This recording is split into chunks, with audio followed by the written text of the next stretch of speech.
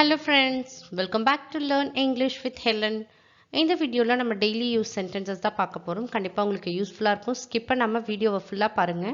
நீங்க இப்பதான் நம்ம சேனலை ஃபர்ஸ்ட் டைம் பார்க்கறீங்களா? Please subscribe the channel and keep supporting me. Without delay, let's get started. Let's see the first sentence. வெளியில் உணவு சாப்பிட வேண்டாம். வெளியில நீங்க சாப்பிடாதீங்கன்றதை எப்படி சொல்லலாம்? Don't eat food outside. Don't eat food outside. வீட்டில் செய்த உணவை உண்ண வேண்டும். வீட்டில் செய்கிற சாப்பாடே சாப்பிடுங்கன்றதை எப்படி சொல்லலாம்? You should eat homemade food. You should eat homemade food. Homemade foodனா வீட்டில் சமைக்கிற உணவு.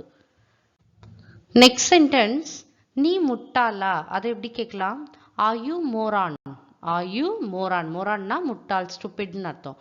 Are you moron? Next sentence is அவர் கொட்டாவி விடுகிறார். He is yawning. Yawning na கொட்டாவி விடுறது. He is yawning. Next sentence is எனக்கு மூச்சு திணறல் ஏற்பட்டது. அதை எப்படி சொல்லலாம்? I was getting suffocated. Suffocated na மூச்சு திணறலா இருக்கிறது. I was getting suffocated. Next sentence is நீங்கள் மருத்துவரிடம் செல்ல வேண்டும். You should go to doctor. உடம்பு சரியில்லைனா உங்ககிட்ட சொல்லுவோம் இல்லையா, நீங்க டாக்டர்கிட்ட போய் பாருங்கன்ட்டு. அதான் you should go to doctor. Next sentence is அவரை பழிக்காதீர்கள். Don't backbite of him. Backbiteனா ஒருத்தவங்களோட presence இல்லாம அவங்கள பத்தி நம்ம பேசுவோம் இல்லையா, அதுதான் backbite. அவங்கள பத்தி பேசாதீங்க, அவங்க இல்லவே இல்லைங்க, ஏன் அவங்கள பத்தி பேசுறீங்கன்னு சொல்வீங்க இல்லையா, அதுதான் don't backbite of him. அவரை பழிக்காதீர்கள். Next sentence is எனக்கு ஒரு கப் காஃபி கொடுங்கள். Get me a cup of coffee. Get me a cup of coffeeனா எனக்கு ஒரு கப் காஃபி கொடுங்கன்னு அர்த்தம். Get me a cup of coffee. Next sentence is நீ ஏதாவது சொன்னாயா? நீ ஏதாவது என்கிட்ட சொன்னியான்னு கேட்போம் இல்லையா, அதை எப்படி கேட்கலாம்? Did you say anything?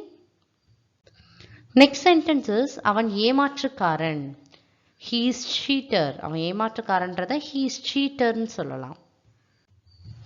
Next sentence is அவர் ஒரு நல்ல நடத்தை உடையவர். அதை எப்படி சொல்லலாம்? He is a well-mannered person. Well-mannered personனா நல்ல நடத்தை உடையவங்கன்னு அர்த்தம். He is a well-mannered person. Next sentence is ஒருவருக்கொருவர் பேசுங்கள். ஒருத்தவங்க பார்த்து பேசிக்கோங்கன்னு சொல்லுவோம் இல்லையா, talk to each other. நீங்க ரெண்டு பேரும் பேசிக்கோங்க, talk to each other. Next sentence is நான் மருந்து சாப்பிட வேண்டும். I have to take medicine. நான் இப்ப மெடிசன் எடுக்கணும்ன்றதை எப்படி சொல்லணும்? I have to take medicine. Next sentence is அவர் எந்த ரகசியத்தையும் காப்பதில்லை. அவர்கிட்ட நீங்க ஏதாவது சீக்ரெட் சொன்னீங்கன்னா அவர் கண்டிப்பா எல்லாத்தையும் சொல்லிடுவாரு, அது சீக்ரெட்டா வச்சிருக்க மாட்டாருன்னு சொல்லுவோம் இல்லையா, அதை எப்படி சொல்லலாம்? He does not keep any secret. He does not keep any secret. Next sentence is என்னை தவறாக நினைக்காதே. அதை எப்படி சொல்லலாம்? Don't mistake me. So my dear friends, இந்த வீடியோல பார்த்த எல்லா சென்டென்சஸுமே உங்களுக்கு யூஸ்ஃபுல்லா இருக்கும். டெய்லி ப்ராக்டிஸ் பண்ணிட்டே இருங்க, உங்களால இங்கிலீஷை ஃப்ளூயண்டா பேச முடியும். If you like this video, like and share with your friends and kindly subscribe the channel and keep supporting me. Thank you friends.